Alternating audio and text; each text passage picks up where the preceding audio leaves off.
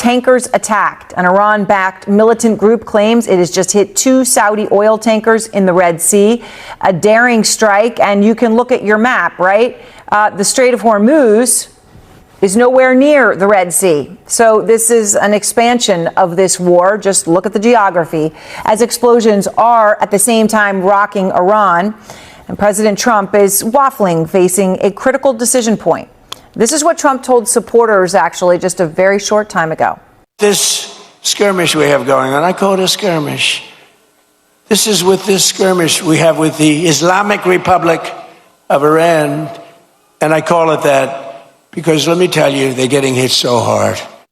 Perhaps Trump thinks minimizing it as a skirmish will make Americans think it doesn't matter and isn't a big deal. Maybe like last night when he posted about American troop deaths in what he called a military conflict, clearly making the point that the Iran war isn't a big deal compared to others.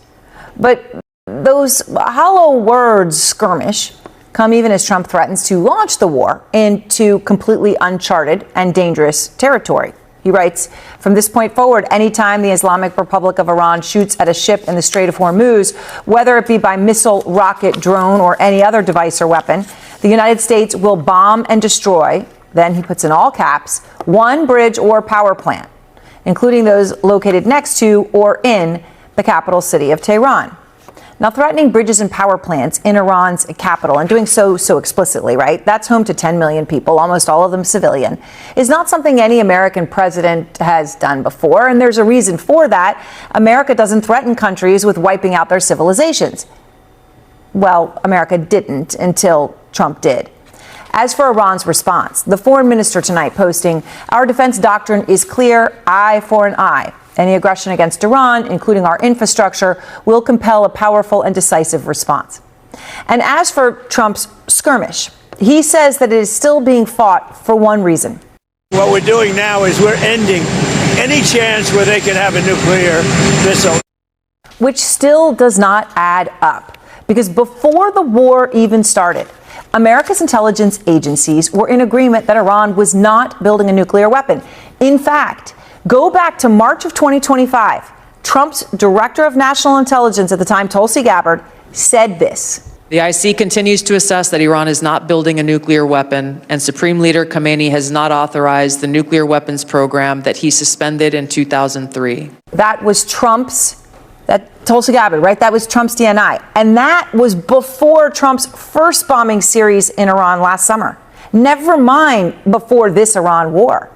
But after Trump bombed Iran last summer, and before he launched the war, he was detailed, and he repeated again and again, that Iran's nuclear enrichment capabilities had been totally obliterated.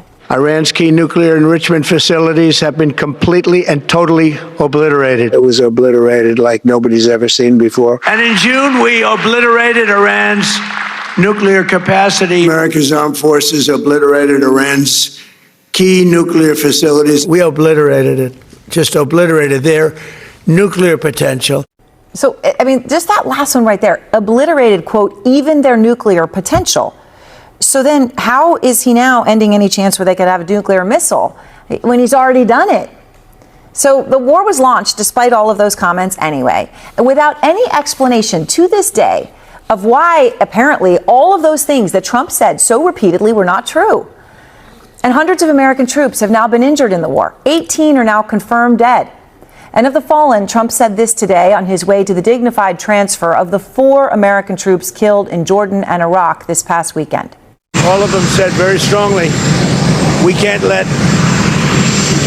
Iran have a nuclear weapon. They won't have a nuclear weapon. So we're going to honor them.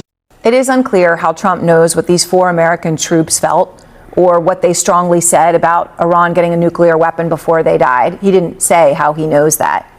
But the 4 troops who died fell while serving their country, following orders and doing their jobs as part of the greatest military on earth. They are Army First Lieutenant Tyler James Feehan, Army Sergeant Angel Rampersad, Army Private Isabella Gonzalez, and Army Staff Sergeant Michael Emmanuel Swinton. Swinton was 30 years old, and he died during what's being called a controlled explosion to destroy an attack drone. His stepfather tells Out Front that he was always a good brother. He was a good son. He was the father of 2 young kids and had just bought a home with his wife before this deployment. What's the thinking on the effectiveness of them? Yeah, I am starting to hear some concerns, Aaron, from inside the administration that this strategy of night after night bombings does not seem to be moving the Iranians off of their hardline negotiating positions. And it's leading, I'm told, to some very hard discussions inside the administration about what exactly comes next. You know, the president, we're told, has been receiving options for more escalatory steps. He's been hearing those over the last several weeks. And what you see the Pentagon doing is moving into position forces and firepower in the instance that the president decides to go in that direction. They've been moving the F-16s, the F-35s, the aerial refueling tankers, but so far the president has not executed on some of those options, and instead what the strategy seems to revolve around are these ever-escalating threats against the roads and bridges, against Pickaxe Mountain, that nuclear site that's buried under 400 feet of solid rock.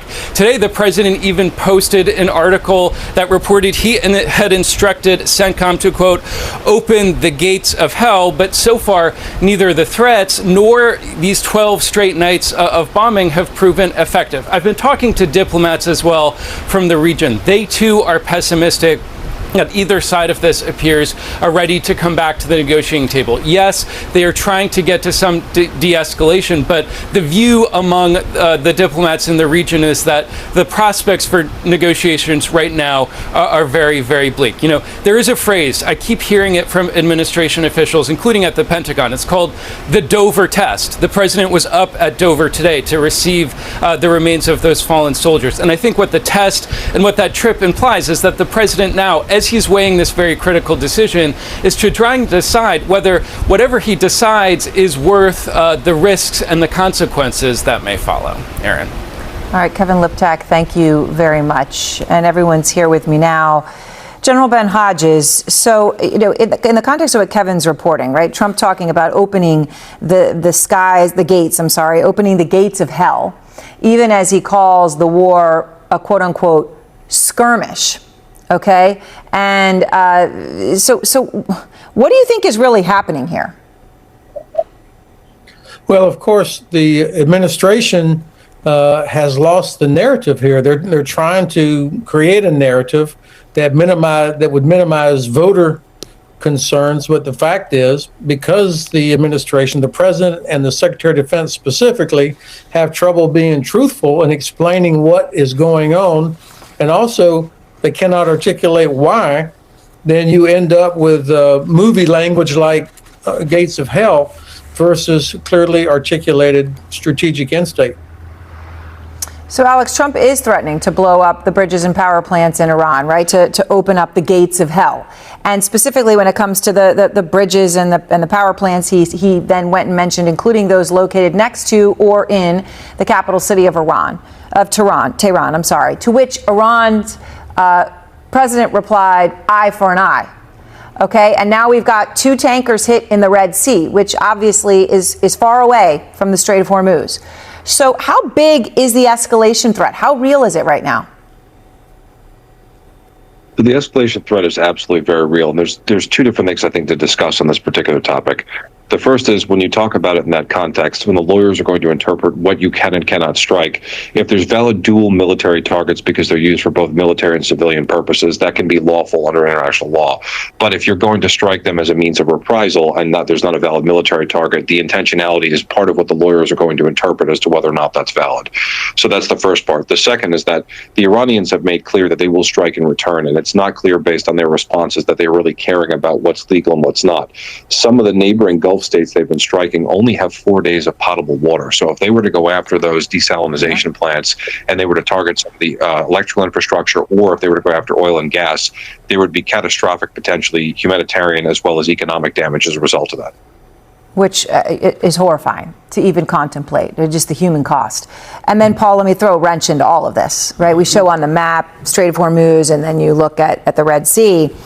The Washington Post is reporting that Trump is weighing military strikes in another country, really far away from here, actually in Africa. It's not even on this part of the map, okay, all the way over on the west coast of Africa, Mali. landlocked country. So that would be the 8th country that he has had military strikes against since he's been back in office. What's your reaction to that? Welcome to Trump's forever war. It's not just about